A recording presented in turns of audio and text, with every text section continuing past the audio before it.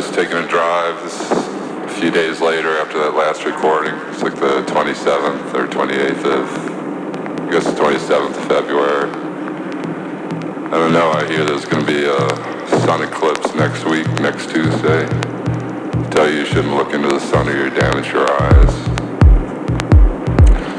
When I think about talking into this machine, as usual, I get incredibly self-conscious, but beyond that, it's like all I can think of to talk about is my anxieties, but maybe by talking about my anxieties, I can break through to something else. All this emptiness, all this desolation sometimes feels like one big great mirror held up to my own heart, my own mind, my own soul, if you will. But I just feel very desolate, very sad, very anxious, a little bit scared.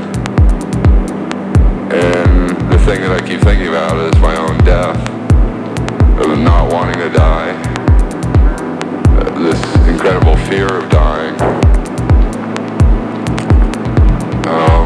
If I really think about it, like if I think of sentences like, oh, are you going to David's funeral? Or are you going to Wojnarowicz's funeral? I just think, I freeze.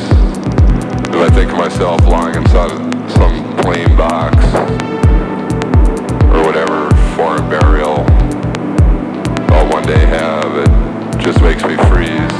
What with the disease killing most of my friends, or maybe most of my friends, just, a handful of my friends, but the weight of that is so great that it feels like it's most of my friends.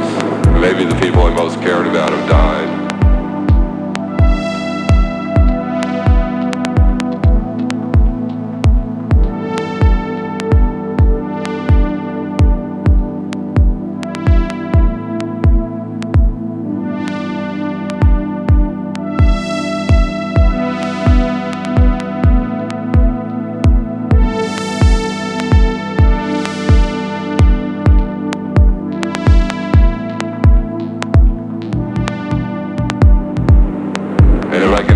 Think about people who've died, I've got some kind of distance.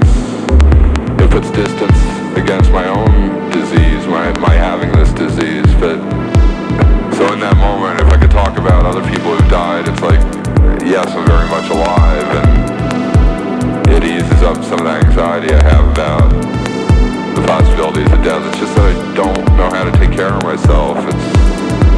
I've never learned how to take care of myself in the most obvious ways. I've always gone on a level day-to-day, week-to-week, month-to-month survival. I go through these periods where every time I turn around, suddenly people are dying in numbers. Suddenly I see a photograph on a gallery wall of somebody who I saw 5 months ago or 6 months ago who looked relatively healthy and who I engaged in conversations with and who I grew to love in those minutes of knowing them.